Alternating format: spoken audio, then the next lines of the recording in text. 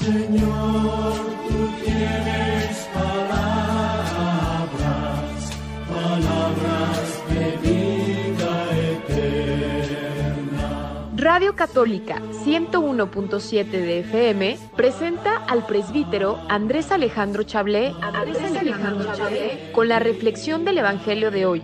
Escuchemos. Una estrella que ilumina tu camino. Shalom, hermanos y hermanas. Bienvenidos a este martes 22 de septiembre del 2020. Hoy celebramos con toda la Iglesia Universal la fiesta de los santos Cristóbal, Antonio y Juan mártires. ¿Quiénes fueron estos santos? Jovencitos, adolescentes del tiempo de la colonia. Nacieron en Tlaxcala, se convirtieron con la predicación de los primeros misioneros que llegaron con los españoles en el tiempo de la conquista, y les impactó tanto el evangelio que escucharon, que recibieron en su corazón, que decidieron ir de Tlaxcala a Oaxaca a anunciar el evangelio a los no evangelizados. Pero resulta que en Puebla los atraparon y querían hacerlos que renunciaran a su fe cristiana. Ellos se resistieron y fueron martirizados. Hoy la Iglesia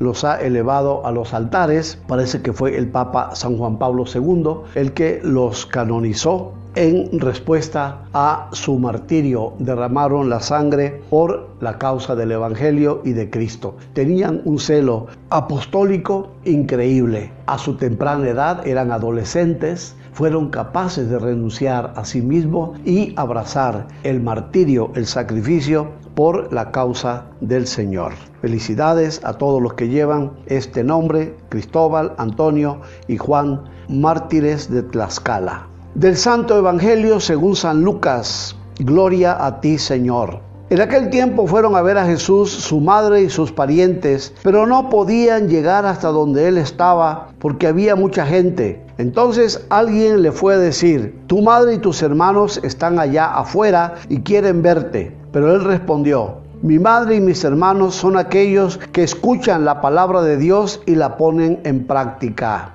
Palabra del Señor. Gloria a ti, Señor Jesús. Bien, hermanos y hermanas, hemos escuchado este pasaje del Evangelio de San Lucas, capítulo 8, versículos del 19 al 21. No es la primera vez que aparece en los evangelios, sobre todo en los evangelios llamados sinópticos, Mateo, Marcos y Lucas, esta escena que normalmente forcejean, la manipulan, la desvían de su sentido correcto. Las sectas la usan como arma para atacar a la Virgen María y decir que Jesús no la quería, que la trataba mal, que no la tomaba en cuenta, que María tuvo más hijos de José. Este pasaje y otros aludidos por estos hermanos sectarios no tienen ninguna historicidad. Estos pasajes ante todo pretenden ser catequesis. Dentro de ese esquema de catequesis están enclavados los personajes importantes en cuestión.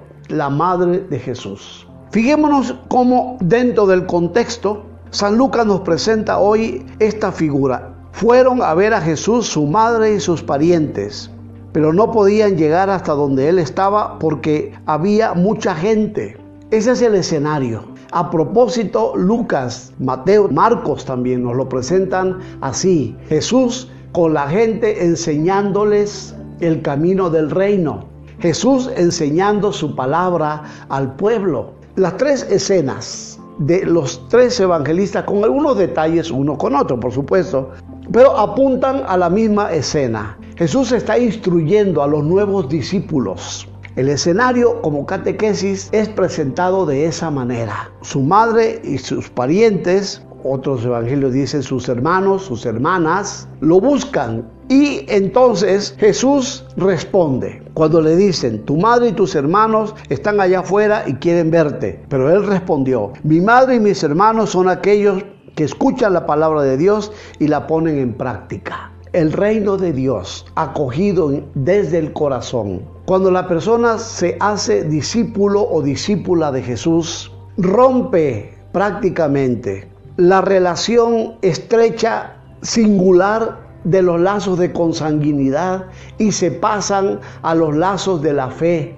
que son mucho más profundos todavía. Los lazos de la consanguinidad, madre, padre, hermanos, parientes, familiares, etcétera, se ven trascendidos cuando Cristo empieza a vivir en el corazón del discípulo. Por eso responde: mi madre y mis hermanos son aquellos que escuchan la palabra de Dios y la ponen en práctica. La madre de Jesús es el modelo porque es la primera discípula. Es la primera en escuchar la palabra de Dios cuando le responde al arcángel Gabriel: he aquí la esclava del Señor, hágase en mí según tu palabra. Desde ese momento, María se declara la primera discípula de su Hijo, que viene al mundo a encarnar el amor, la fraternidad, la paz y la justicia de Dios. Por eso Jesús responde: mi madre. ¿Quién es mi madre? Mi madre y mis hermanos son los que escuchan, como María, como los apóstoles, como los que han abierto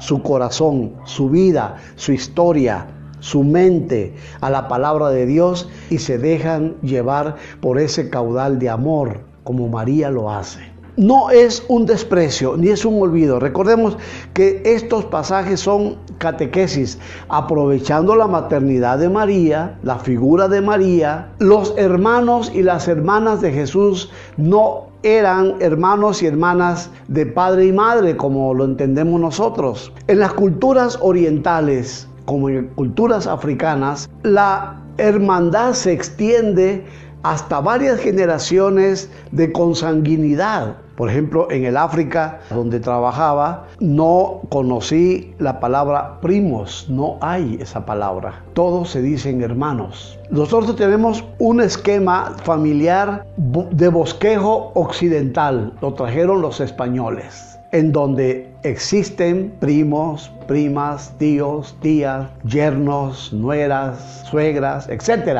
Pero en el mundo judío no podemos aplicar ese mismo esquema occidental a otra cultura, a otro esquema diferente que se refleja en la Biblia. Si vemos, por ejemplo, la estructura de la familia en el Antiguo Testamento, no vamos a entender muchas cosas. ¿Por qué? Porque la estructura de la familia en el Antiguo Testamento tiene otro esquema cultural y religioso diferente al nuestro. Nos puede repugnar incluso saber que la tradición judía, que según el Deuteronomio no puede haber viudas y huérfanos, porque eso le quitaría fuerza a la espiritualidad de la hermandad que formaba el pueblo de Israel.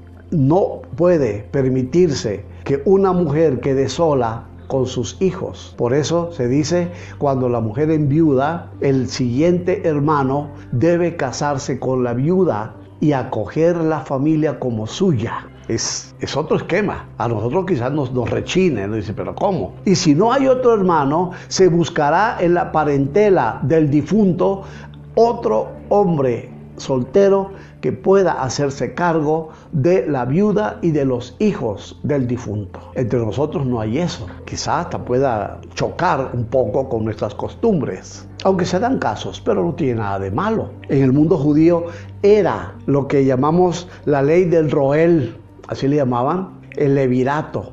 Y el roel era eso: a la mujer enviudada y a los niños huérfanos hay que buscarles un roel, que traducido al español significa un protector. Esa palabra se le aplica en el Nuevo Testamento al Espíritu Santo, pero en griego, paráclitos, el que protege, el que cobija, el que ayuda, el que está ahí, el que respalda. Todo eso significa roel o paráclito.